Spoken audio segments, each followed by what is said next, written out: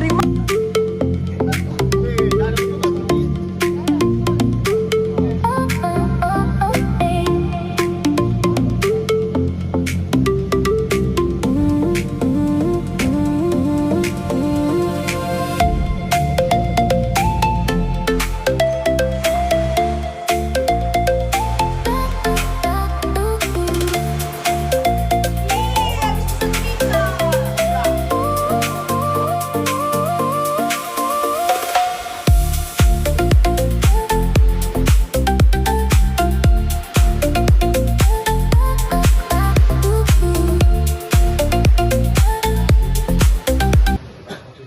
Bismillah, Assalamualaikum warahmatullahi wabarakatuh.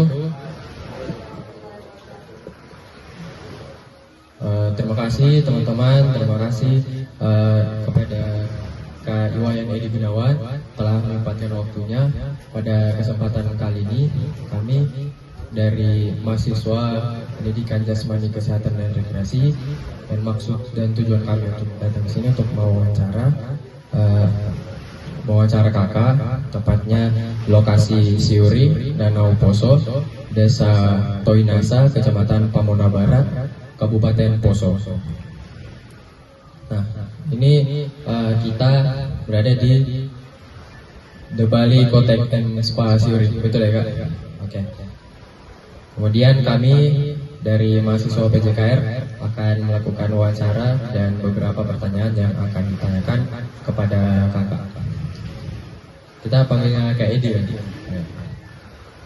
Nah, untuk kakak, pertanyaannya pertama kak, kapan tempat wisata ini mulai beroperasi? Kalau untuk mulai operasinya dari 2013, cuma mulai dikenal itu dari 2017. Mulai dikenal oleh luar itu dari 2017. Oke, berarti mulai beroperasi dari 2013, kemudian mulai dikenal oleh banyak orang itu 2017 ya, itu. Baik kak, kemudian saya ingin bertanya untuk pertanyaan kedua, yaitu apa daya tarik utama yang dimiliki tempat wisata ini? Kalau untuk tempat kami Bali Kotek and Spa itu lebih menonjolkan ke bidang Balinya sih. Karena kalau untuk tempat lain tidak ada yang lebih menonjolkan daripada kami untuk segi Bali. Baik kak, berarti kita lebih untuk ke Bali ya, sama dengan nama konteksnya. Siap ya itu.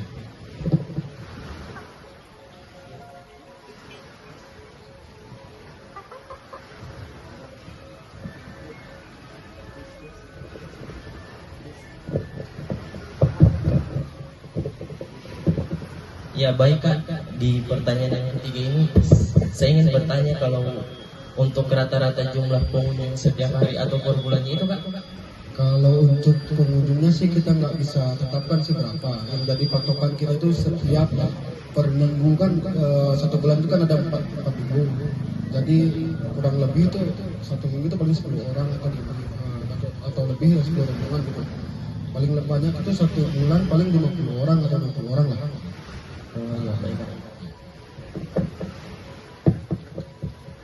Oh baik kak, pertanyaan keempat, pengunjung dari daerah mana saja yang paling banyak datang di wisata ini? Kalau untuk pengunjungnya sih untuk sementara untuk tahun ini yang paling banyak itu Morowali dengan Parigi sih kalau menurut saya secara pribadi.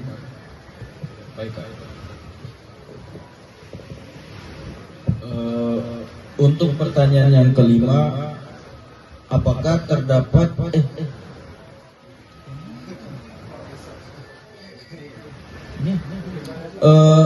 bagaimana sistem pengelolaan tempat wisata ini kak? Kalau sistem pengelolaannya kita sini mengikuti sistem hotel sih kak. Apa yang ada di hotel itu gitu sistemnya kan di sini. Baik secara administrasi, check in, check out, hampir semua kami mengikuti sistem hotel. Berarti ya hampir sama dengan sistem hotel juga ya kak? Terima kasih. Untuk selanjutnya pertanyaan ke 76. Di sini kak ada berapa jumlah tenaga kerja yang terlibat dalam pengelolaan wisatanya? Kalau di luar pimpinan utama dia ada 7 orang yang aktif secara on di lokasi kami. Kalau total kan CEO dengan pimpinan kan 10 orang. Tapi kami karena pertanyaan kakak tadi cuma karyawan, totalnya hanya 7 orang. Iya. Terima kasih Kak. Untuk pertanyaan ketujuh itu Kak, tempat wisata ini menyediakan apa saja fasilitas untuk para pengunjung di sini Kak? Kalau fasilitasnya sih dari 100%, ada yang 50% dari kami seperti kasino, aula, tempat karaoke, tempat nongkrong pinggir danau. Selainnya bisa sih tamu juga yang menyiapkan fasilitas seperti dia bawa pemandangan, bakar-bakar ikan, bisa sih. Kita terbuka untuk tamu. Oh, cukup lengkap ya Kak? Iya. Mungkin pertanyaan selanjutnya. Oke, pertanyaan selanjutnya. Bagaimana upaya pemerintah dalam meningkatkan kualitas sumber daya manusia perwisataan?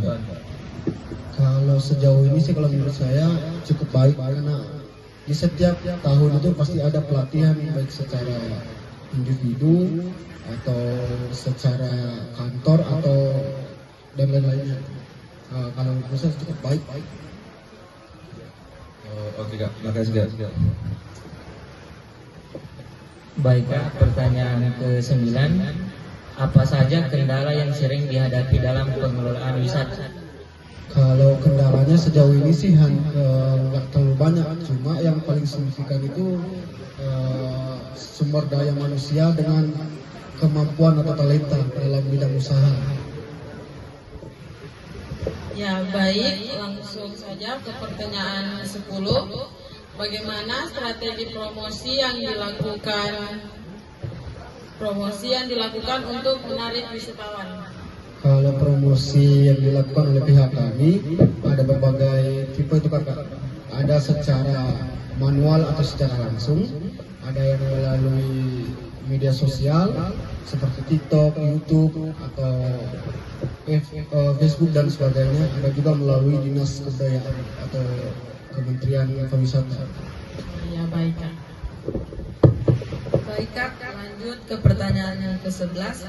Apakah terdapat kerjasama dengan pemerintah atau pihak swasta?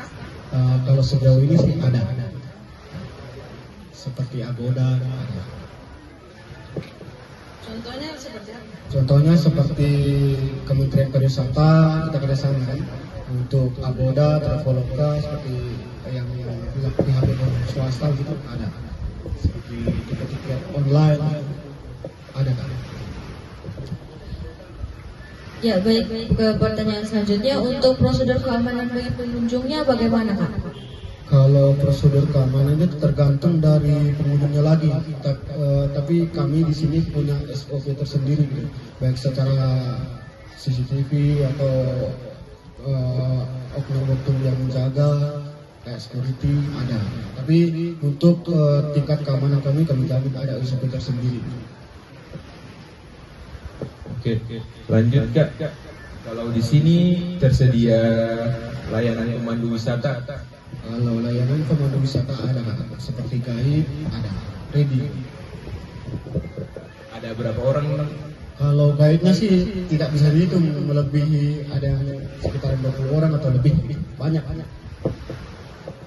Oke, baik. Selanjutnya, kalau kita lihat di sekitaran kita ini, lingkungannya ini cukup bersih. Bukan cukup bersih, sangat bersih. Jadi pertanyaan saya, bagaimana pengelolaan sampah yang ada di wisata ini? Kalau pengelolaan sampah di sekitaran tempat kami cukup terorganisir gitu. Kita kan punya TPA sendiri, punya angkutan sampah sendiri, jadi terarah gitu untuk pengelolaan sampah. Oke, baik. Pertanyaan selanjutnya, apakah ada kegiatan jaga lingkungan yang sudah jalan di wisata ini? Kalau untuk kegiatan jaga lingkungan itu ada Kakak. Kalau untuk dari Pemda, dia itu melakukan setiap 6 bulan sekali. Kalau dari kami, secara pihak hotel, kita itu melakukan kegiatan pembersihan setiap 1 minggu sekali, berarti dalam 1 bulan itu 4 kali kami lakukan kegiatan pembersihan. Baik Kak, untuk pertanyaan selanjutnya, bagaimana dampak keberadaan wisata The Bali Cottage and Spa Suri ini terhadap masyarakat sekitar? Kalau untuk dampaknya sih lebih banyak ke sifat positifnya sih kalau untuk dampaknya, karena secara tidak langsung kita tuh mengenalkan Poso untuk keluar, baik secara adatnya, baik secara lokasinya, budayanya dan lain-lain. Cukup baik sih dampaknya. Ya, pertanyaan selanjutnya, tadi kakak bilang ini sudah beroperasi dari tahun 2013, ya, jadi sudah sekitar 13 tahun.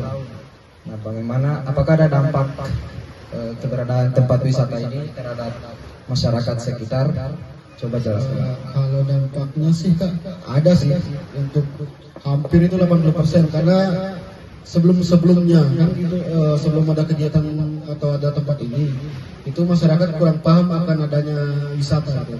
Dampak positifnya adalah ketika ada tempat wisata seperti ini, jadi tamu-tamu atau warga-warga sekitar itu punya pendapatan lebih untuk sebagai tour guide kah, untuk pelayanan jasa tentang tamu kah, atau yang lain-lain.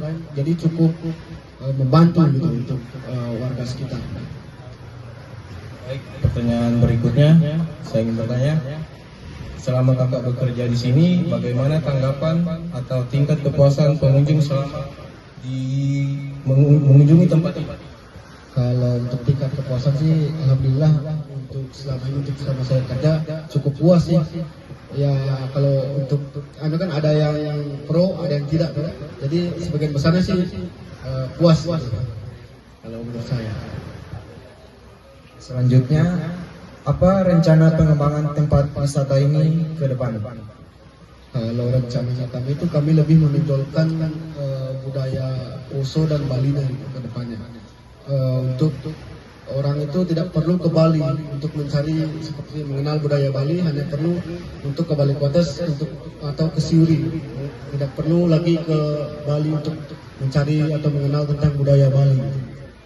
Itu gagasan kami ke depannya. Oke, baik Kak, untuk pertanyaan terakhir, apa harapan pengelola terhadap dukungan pemerintah, masyarakat, dan akademisi dalam pengembangan wisata ini? Kalau harapan kami secara pribadi dari pihak hotel sih nggak banyak sih sebenarnya. Cuma untuk saling rangkul dan saling memahami satu dengan yang lain untuk demi menuju pariwisata yang lebih maju gitu.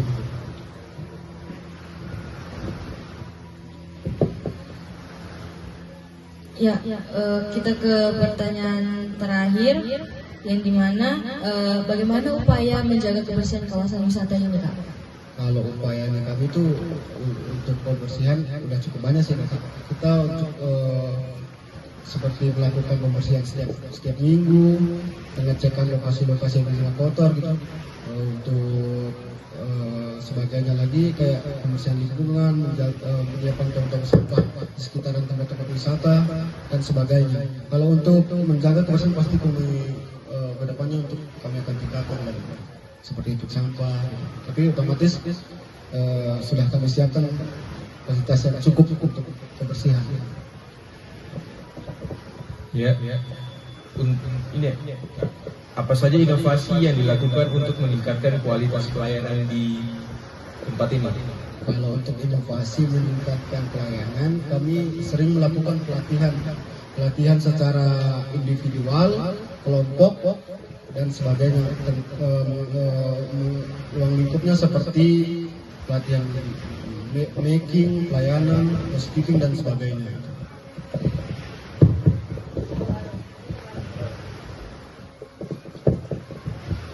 Oke, baik. Terima kasih Kak Edi telah meluangkan waktunya, dan beberapa pertanyaan tadi sudah kita tanyakan. Kemudian tadi banyak pertanyaan yang sekiranya bisa dijawab, sudah terjawab. Nah, tentang tadi juga sangat menarik ini kita bisa mendapatkan suasana Bali walaupun kita tidak pergi ke Bali langsung.